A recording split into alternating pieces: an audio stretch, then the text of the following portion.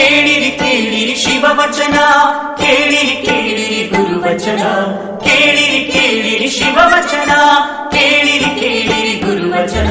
ಪುರಾತರ ವಚನಾನುಭವ ಕೇಳಿ ಬದುಕಿರಯ್ಯ. ಕೇಳಿದ ಸದ್ಭಕ್ತರೆಲ್ಲರೂ ಕೃತಾರ್ಥರಪ್ಪರು. ತನು ಕರಗಿ ಮನ ಕೊರಗಿ ಭಾವ ಬೆಚ್ಚದು, ತನು ಕರಗಿ ಮನ ಕೊರಗಿ ಭಾವ ಬೆಚ್ಚದು. ಅಹಂಕಾರ ಬಳಿದು ಶರಣರ ಅನುಭಾವವ ಕೇಳಿದಡೆ, ಅಹಂಕಾರ ಬಳಿದು ಶರಣರ ಅನುಭಾವವ ಕೇಳಿದಡೆ. ಅದೇ ಮುಕ್ತಿ ನೋಡಿರಿ, ಅದೇ ಮುಕ್ತಿ ನೋಡಿರಿ, ಅದೇ ಮುಕ್ತಿ ನೋಡಿರಿ, ಅದೇ ಮುಕ್ತಿ ನೋಡಿರಿ. ಇಂತಲ್ಲದೆ ಮನೋವ್ಯಾಕುಲರಾಗಿ ತನ್ನುಟ್ಟಿ ಕೇಳಿದಳಿ, ಇಂತಲ್ಲದೆ ಮನೋವ್ಯಾಕುಲರಾಗಿ ತನ್ನುಟ್ಟಿ ಕೇಳಿದಳಿ. ಉಪದೇಶವೆಂತು ಸಲುದಯ್ಯ ಎತ್ತಳವಡುವುದಯ್ಯ, ಉಪದೇಶವೆಂತು ಸಲುದಯ್ಯ ಎತ್ತಳವಡುವುದಯ್ಯ.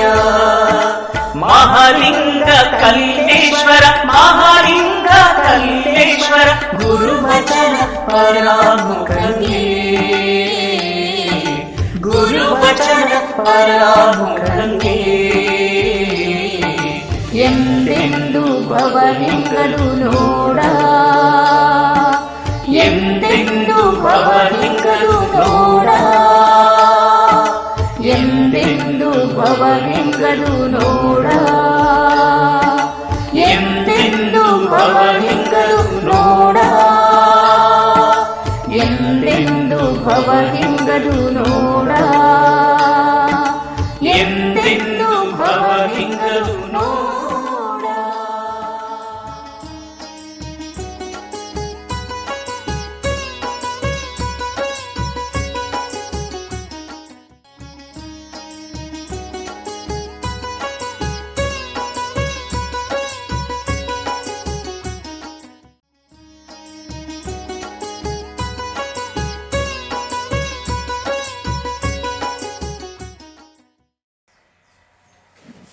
ಕೆರೆ, ಹಳ್ಳ, ಬಾವಿಗಳು ಮೈದೆಗೆದಡೆ ಗುಳ್ಳೆ, ಗೊರಜೆ, ಚಿಪ್ಪು ಕಾಣಬಹುದು.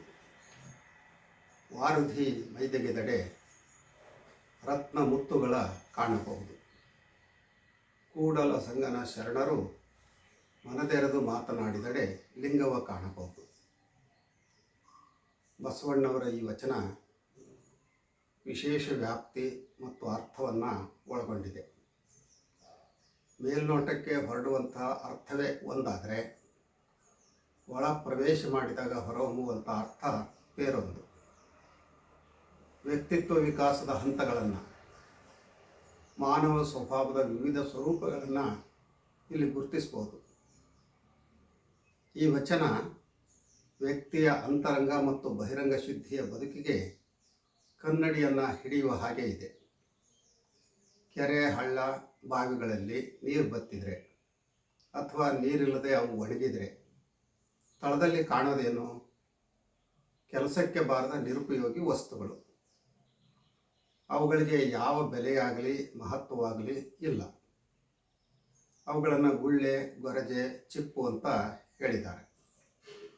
ಒಂದು ವೇಳೆ ಸಮುದ್ರದ ನೀರೇ ಖಾಲಿಯಾಗಿ ಸಮುದ್ರ ಒಣಗಿದರೆ ಅದರ ತಳದಲ್ಲಿ ಅತ್ಯಂತ ಬೆಲೆ ಬಾಳುವಂಥ ಮುತ್ತು ರತ್ನಗಳು ದೊರೀತವು ಅಥವಾ ದೊರೆಯುವ ಸಾಧ್ಯತೆಗಳಿದ್ದಾವೆ.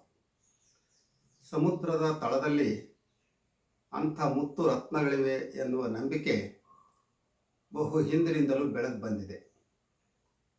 ಇವುಗಳನ್ನು ಸಾಂಕೇತಿಕವಾಗಿ ಹೇಳಿದ ಬಸವಣ್ಣವರು ಕೊನೆಗೆ ಕೂಡಲ ಸಂಗನ ಶರಣರು ಮನದೆರೆದು ಮಾತನಾಡಿದರೆ ಲಿಂಗವ ಕಾಣಬಹುದು ಈ ನಿರ್ಣಯಕ್ಕೆ ಬರ್ತಾರೆ. ಕೆರೆ, ಹಳ್ಳ, ಬಾವಿ ಅಂದರೆ ಅಜ್ಞಾನಿಗಳು. ಅವ್ರು ಬಾಯಿ ಬಿಟ್ಟರೆ ಹಿಡಿ, ಹೊಡಿ, ಬಡಿ, ಕಡಿ ಇಂಥ ಬಿರುನುಡಿಗಳೇ ಬರ್ಬೋದು. ಅದು ಅವರ ಸಂಸ್ಕಾರದ ಫಲ. ಸಮುದ್ರ ಬರಿದಾಗುವುದು ಅಂದರೆ ಜ್ಞಾನಿಗಳು ಮಾತನಾಡಿದರೆ ಎಲ್ಲರೂ ತಲೆದೂಗುವ ಹಾಗೆ ಇರ್ತಾವೆ ಅವ್ರ ಮಾತುಗಳು. ಅವರು ಭಕ್ತಿ ಸುಭಾಷೆಯನ್ನು ನುಡಿತಾರೆ. ಅವರ ಮಾತು ಮುತ್ತಿನ ಹಾರದಂತೆ, ಮಾಣಿಕ್ಯದ ದೀಪ್ತಿಯಂತೆ, ಸ್ಫಟಿಕದ ಸಲಾಕೆಯಂತೆ. ಮೂರನೇ ವರ್ಗ ಅನುಭಾವಿಗಳು, ಅವರೇ ಶರಣರು. ಅಂದರೆ ಅವರು ಕೇವಲ ನುಡಿ ಜಾಣರಲ್ಲ, ನಡೆಧೀರರು ಹೌದು. ಅವರು ಭಕ್ತಿ ಸುಭಾಷೆಯನ್ನು ನುಡಿಯೋದಷ್ಟೇ ಅಲ್ಲ, ನುಡಿದಂತೆ ನಡೀತಾರೆ. ನಡೆಯೊಳಗೆ ನುಡಿಯನ್ನು ಪೂರೈಸುವಂಥ ಪ್ರಾಜ್ಞರು.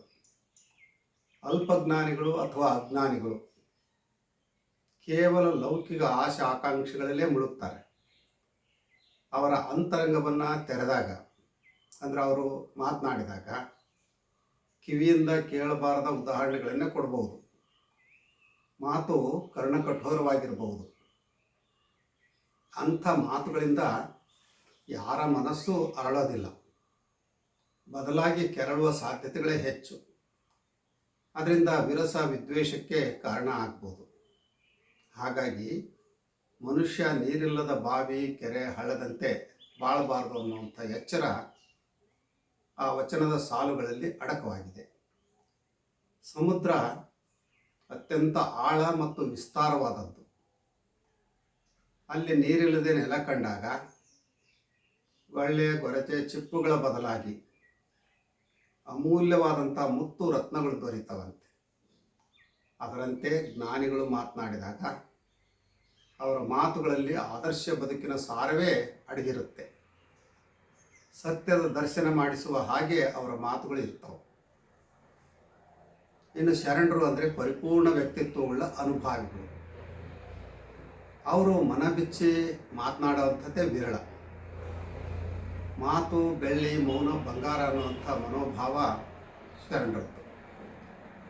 ಅವರು ಮನಬಿಚ್ಚಿ ಮಾತನಾಡಿದರೆ ಅವು ಕೇವಲ ನುಡಿಗಳಾಗದೆ ಜ್ಯೋತಿರ್ಲಿಂಗದ ಹಾಗೆ ಇರ್ತಾವೆ.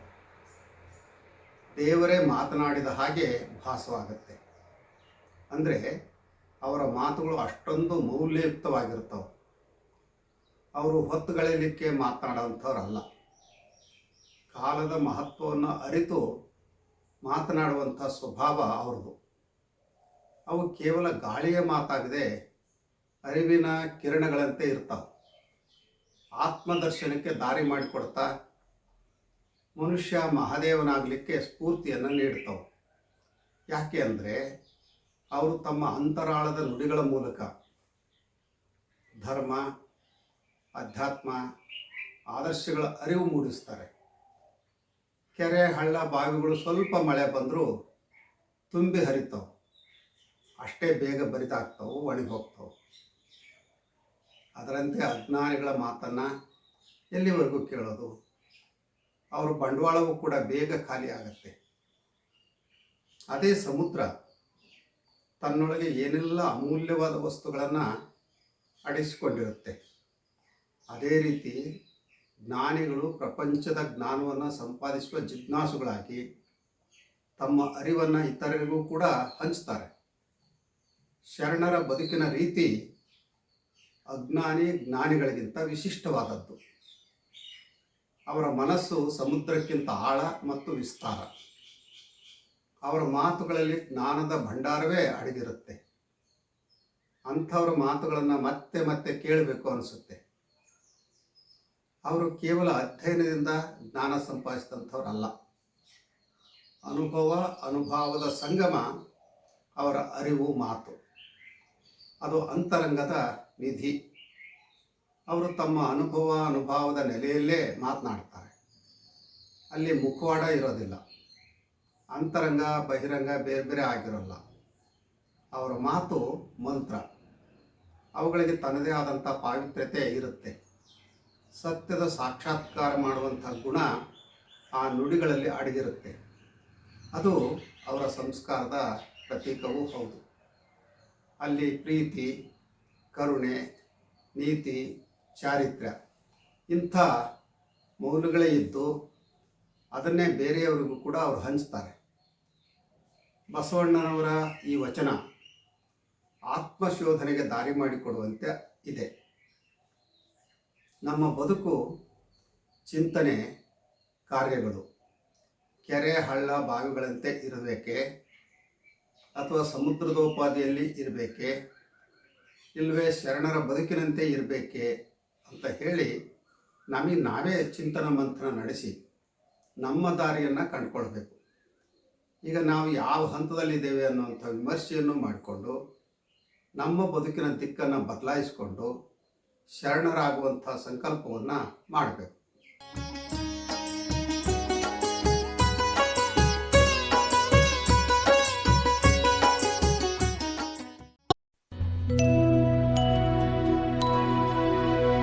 ಕೂಡಲ ಸಂಗನ ಶರಣರು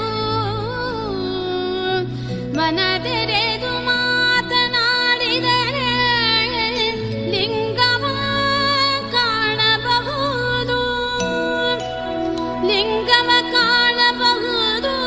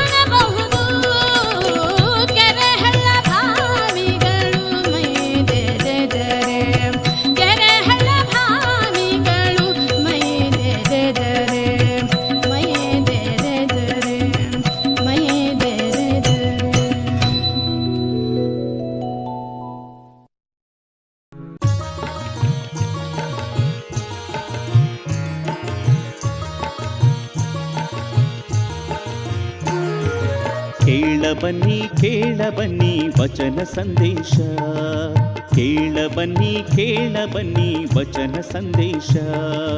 ಬಸವಾದಿ ಶರಣರ ಜೀವನ ಸಂದೇಶ, ಬಸವಾದಿ ಶರಣರ ಜೀವನ ಸಂದೇಶ. ನಮ್ಮೆಲ್ಲರ ಬದುಕಿಗೆ ಬೆಳಕ ನೀವ ಸಂದೇಶ, ನಮ್ಮೆಲ್ಲರ ಬದುಕಿಗೆ ಬೆಳಕ ನೀವ ಸಂದೇಶ. ಅನುಭಾವಿಗಳ ಅನುಭಾವದ ಸಂದೇಶ, ಅನುಭಾವಿಗಳ ಅನುಭಾವದ ಸಂದೇಶ, ಅನುಭಾವಿಗಳ ಅನುಭಾವದ ಸಂದೇಶ, ಅನುಭಾವಿಗಳ ಅನುಭಾವದ ಸಂದೇಶ.